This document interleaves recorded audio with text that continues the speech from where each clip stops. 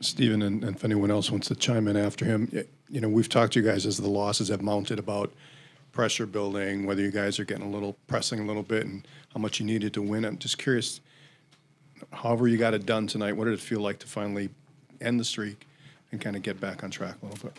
No, it felt good.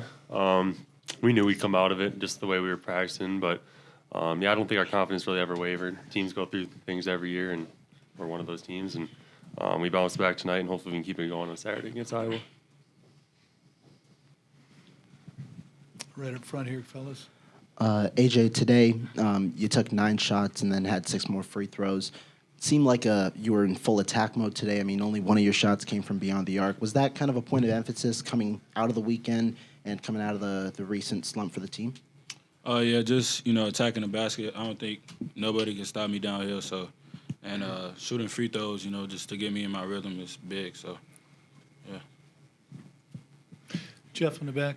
Chucky, over here to the side. Was your number one goal to try to make life miserable for Thornton tonight defensively? And then as the game played out, did you look for your offense a little bit more to hit a couple shots? Yeah, absolutely. No, in the Big Ten, most of the opponent's teams start with their point guard. So, that's my main goal is to take the point guard out the game because that kind of disrupts the rhythm of the opponent. So, my game will come throughout the game. I'm going to find it. But my main goal is to make sure we run our offense right and to get the best shot we can get and to defend as best as I can. Nick. Yeah, kind of going off that, Chucky, I'll ask similarly about Max. Just what stood out about his defensive performance, specifically on Battle, really taking him out of most of the game? Absolutely. Clez they say he's 6'4", but he's really like 6'2", 6'3". So to be able to guard like a 6'7" player like that, I give Max all the credit in the world. He's chasing screens. He's getting over them really well. He's really frustrating him. I don't even know what he went tonight. Yeah, 3 points. So 3 points. Yeah, so that's really good. Really good. I'm really proud of him for the effort. Michael? Chucky, turnovers have been an issue for you guys recently, I guess. When you guys start turning it over in bunches, how do you try to take control of things and maybe settle things? Absolutely. No, that's just me demanding the ball and making sure we're running the right plays, getting a good shot, finding Steve or Tyler down on the post. So, when we start turning over a little bit, we start to get our rhythm back on defense. That's what our main goal was coming into tonight, find our tone on defense to really set the tone. So, that's what our main goal was. And we did turn the ball over kind of early, but we were able to kind of get it back in control. And, that's why we kind of got the lead off. Ben, go ahead. Right Stephen, right in front of you. When you look at the box score, what stands out about your point guard's stat line in terms of how he was able to impact the game for you guys tonight on both ends? I think it's obviously the 7 assists without any turnovers. Like you said, I had the most turnovers with 4, so that's on me. But just get the ball to Chucky. He'll make the right play. As you saw multiple times tonight, had 5 boards too. You don't see that out of point guard a lot. So I think he did a great job, all on top of guarding their best player. So he did a great job for sure. We'll go Jim and then right up here. Go ahead, Jim. Stephen, after the last couple of weeks, did you try to make a point of being assertive early? You hit the 3 on the first possession, but even 2 possessions later, you went right at Akpara. Was that a point of emphasis just to get going early? Yeah, no, the coach has been on not only me, but really Tyler, all the big guys about being assertive down low, and they want to touch us almost every possession, so we got to be better at executing. We were tonight, so for sure. Go ahead. For Stephen and AJ, you guys started off pretty fast, and then, at the end of the first half, you guys go on a run. You end up going up 34-21. With you guys scoring 22 of those 34 points, just how important was it to get out fast early, and how impactful do you think that first half lead was for the rest of the game? For us, I think the start of both halves have been an issue this year, getting off to a good start. And like I've said with other stuff, that was a big emphasis for us tonight. We knew we wanted to get off to a better start. Like I said, both in the first and the second half, and I thought we did that. And like I said, hopefully we can continue to do that down the stretch here. Let's go 2 more, Michael, and then right up front. Go ahead, Michael. AJ, you've had a few games like this right here. You've had a few games like this season where you've rebounded the ball. Obviously, especially on the offensive end, I guess. All right, what are you being told about, how you could attack and I guess how you could, close out on those offensive rebounds when they're high off the rim?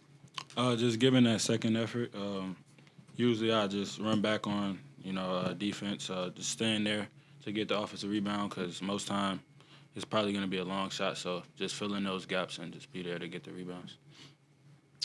Final question right up front. Chucky, they obviously run a lot of action for Thornton, but just how hard is he to guard coming off of some of those screens, especially? Absolutely. Bruce is a really good point guard. He knows how to get to the spot.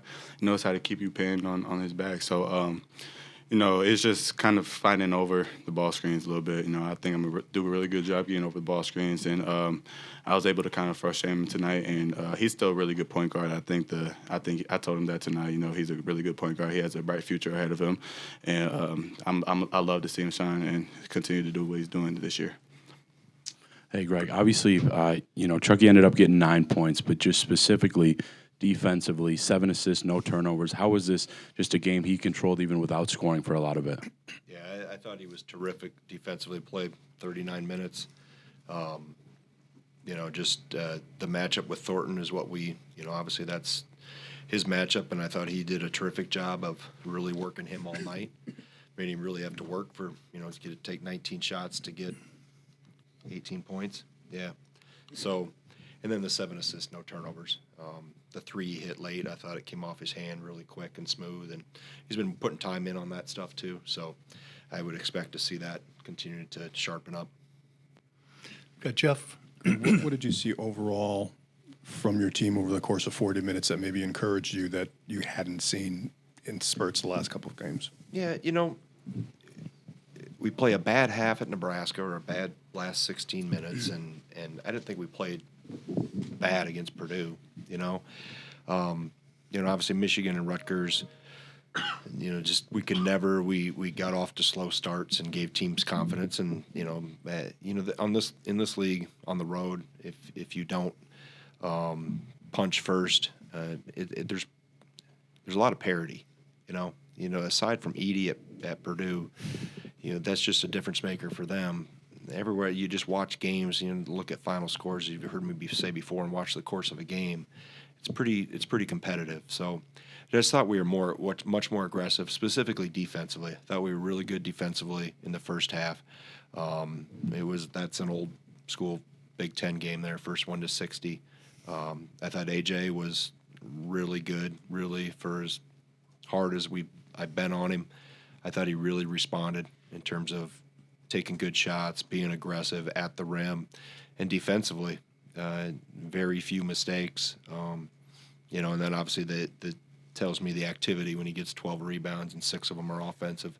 He was wired tonight and dialed in, which was good to see.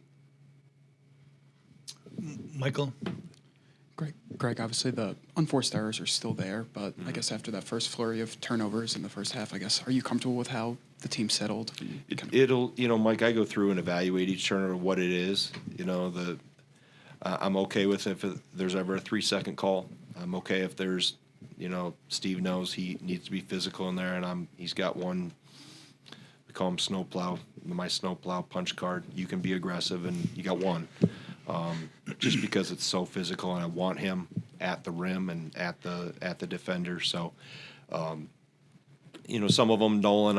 Nolan's a freshman, still learning how fast you can run and just the speed and the physicality of the game. And he's attacking from the perimeter. And I like the fact that he stayed aggressive and banged a 3 after that, and rebounded fairly well. So he's learning, what you can do and what you can't do. Especially with a big that size that can put the ball on the floor. He just got to learn space and time and those things and get his landing gear down a little bit better so he's not traveling and those things. So I'll evaluate him and grade him out on each one of them. Some of them I'm okay with. Like I said, the aggressiveness in the post. I want guys going at him and going at defenders and but the simple ones, we'll work on continue to clean those up. Go ahead. I'm curious about three-point shooting. During the losing streak, it had been kind of rough, your percentages, and tonight it was better, but still not great. Was there anything different that you can do, or is there anything different that you can do as a coach when it comes to three-point shooting, or is it just kind of how they fall, and is that going to be an emphasis moving forward? Quality of the shot. The quality of the shot is always something you look at, and I think the thing that changed or was better tonight is we played more through the post. So you're getting higher quality looks from 3. I thought the ones that when we didn't shoot it well, whether it's the last 3 games, are we taking bad? What is the quality of the shot? The shot quality was better tonight, and the difference was we played through the paint, through Steve and Tyler and others a little bit better and more consistently than we had done. So typically, if you want to increase your shooting percentage, whether individually or as a team, evaluate the quality of your shot. And we've taken too many bad shots in the previous probably 3 games in the back half of the Nebraska game too. So cleaning that up and understanding. And I'm not telling guys don't shoot because I don't want them. I don't want to scare guys into not being aggressive, but understanding and showing on film and grading that out and looking at percentages and trends and those things and of what is a quality shot. And I thought tonight we did a better job of that, specifically AJ. I thought he was really disciplined in his approach, and that shows growth and that he's listening. Jim, right up front. Greg, how do you get aggressive Steve to show up more consistently? Throw him the ball. Throw him the ball. I mean, that was demanded. It wasn't a suggestion. It was a mandate. Throw him the ball. Throw Tyler the ball. We'll find different ways to get it into him. But he's got to have the ball.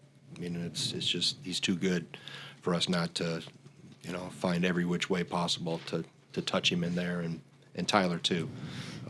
He's not the only one. So, but it was.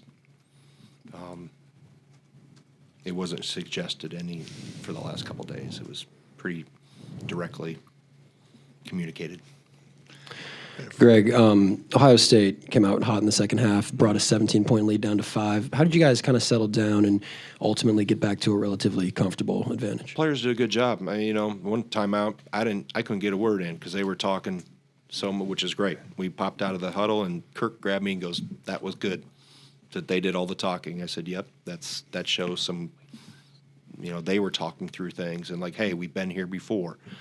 We did a little simulated game yesterday in practice and had almost the same scenario where it was about an 8-point game with X number of minutes to go, and so it shows that they can autocorrect before they have to get to a timeout or to a huddle, those things, and I thought they hit some tough shots too. I thought little kid Hardman hit a tough one over the top of Connor.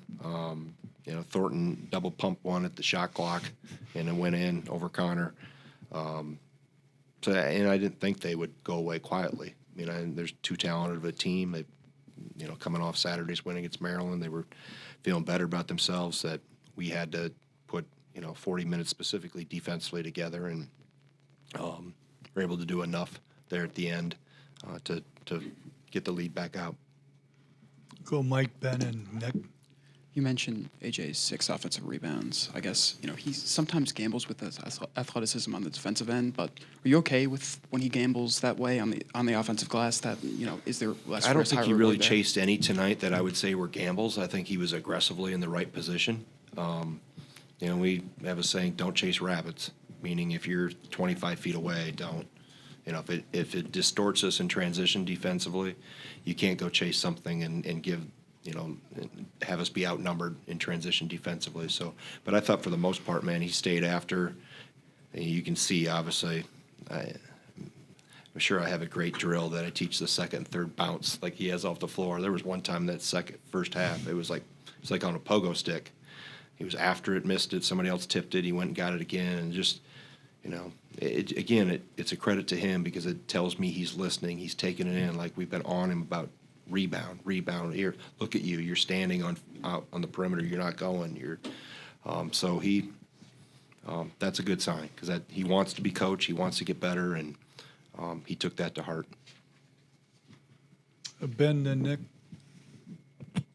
Greg, what has been your challenge your last couple of games with a thin bench, with John out and Kamari, and how have you tried to manage the minutes with your reserves during this time? Because your stars have logged some heavy minutes here recently. Yeah, they're young. They got tomorrow off.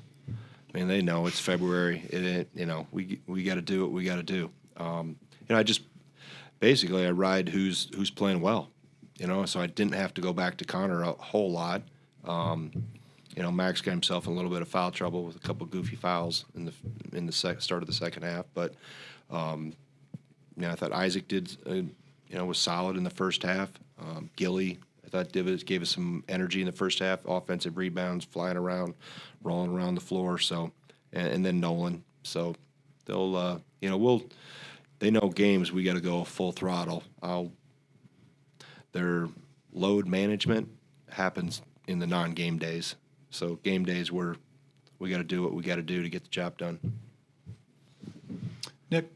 Yeah, Greg, similar to what I asked about Chucky, Klesmet maybe not his best shooting night, but what stood out defensively, specifically his job on battle tonight? Yeah, I mean, Jameson's a really good player, really good shooter. Doesn't make a shot until the last 30 seconds of the game or whatever, when it was over, basically. So he, Max has taken that ownership and really of that guy, that Chase guy, really to heart, and he takes a lot of pride in it, of really making it hard for the other team's better shooters to even get looks off, let alone good ones. So he did a really good job on Jameson tonight. Any more questions